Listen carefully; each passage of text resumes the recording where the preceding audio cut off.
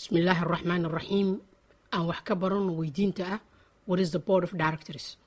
golaha maamulka theory ahaan waxaa doorta milkiilayaasha shirkadda si ay wakiil uga noqdaan matalaadda danahooda. tusaale, shirkadda waxaa wada leh 70 qofood.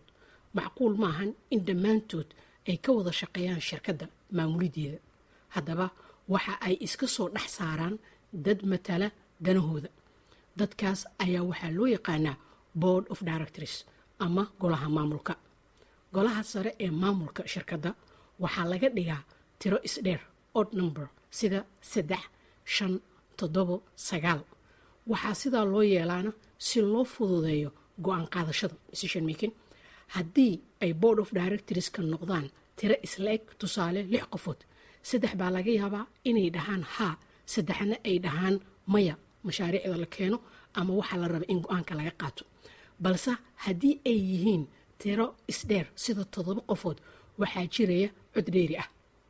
fiiro gooniya, mararka qaar waxaa dhacda in board of directorska lagu soo daro dad aanan ka tirsanayn milkiilayaasha shirkadda si sare loogu qaado daahfurnaanshaha shirkadda.